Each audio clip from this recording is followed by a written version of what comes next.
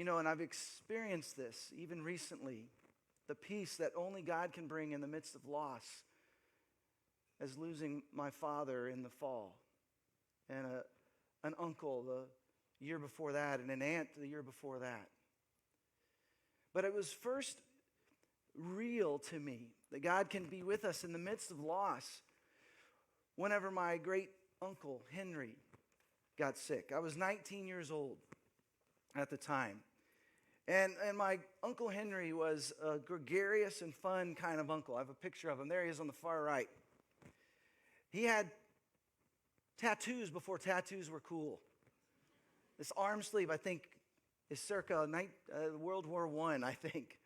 He was bald before it was cool. It's cool to be bald, right? Yeah.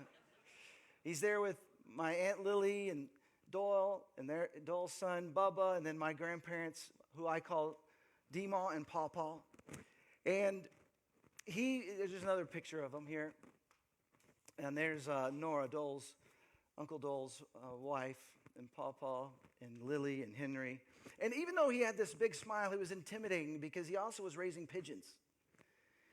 Dozens and dozens of pigeons. You'd go to his backyard, and it was overwhelming. In fact, especially when you discovered that those pigeons were in the movie The Birds by Alfred Hitchcock.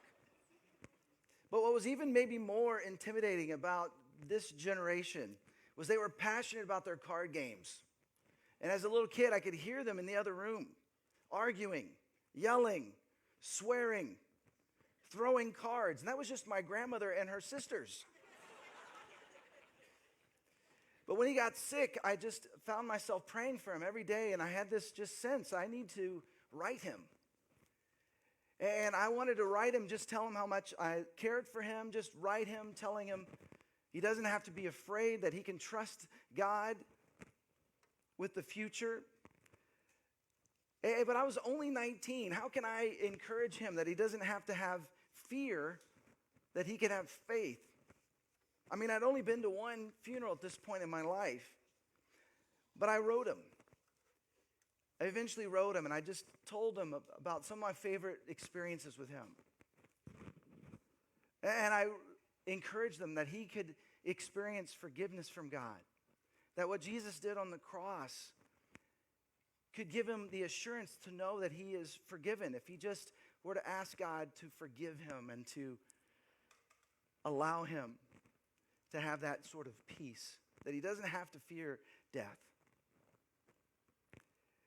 Well, I had planned to go see him at Easter with the rest of the family, but as I was praying for him, every time I just kind of started having this feeling that I should go see him sooner.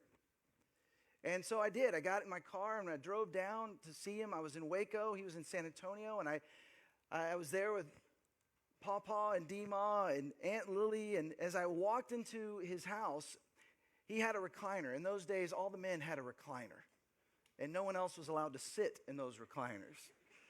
And so as I walked into the house, he saw me coming, and he reached over to the little end table next to the recliner, and he held up the letter I'd written and mailed to him a few weeks prior. And with a big smile on his face and tears in his eyes, he said,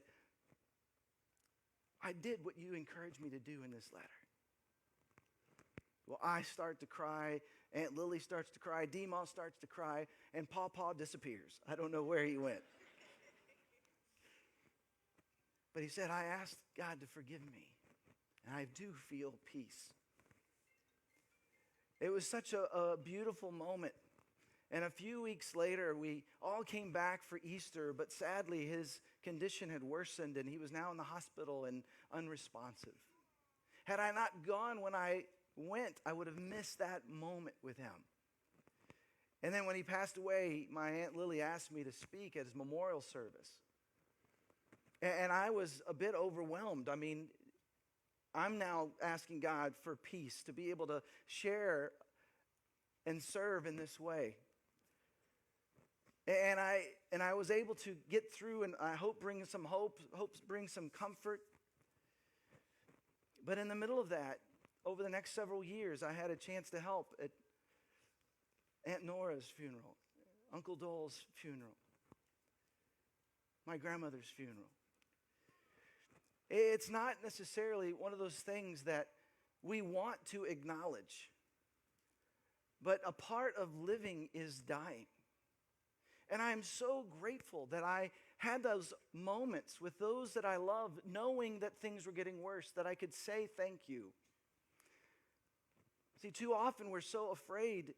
We don't want to sound like we're giving up on the possibility of a miracle, the possibility of healing. But what's the worst that could happen? You thank someone for the life they've lived and they get to live longer.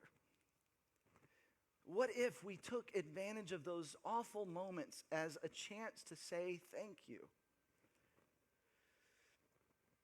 See, when we face loss, God is the one that can help us through. As Rocket, I think is his name, from Guardians of the Galaxy, would say, although he would say it cruder, we all lose people. We all lose people we love. But here's the beautiful thing. God is the one that can help us. See, we can either distance ourselves from God, turn away from God, or in those moments of loss, lean into the God who wants to comfort us.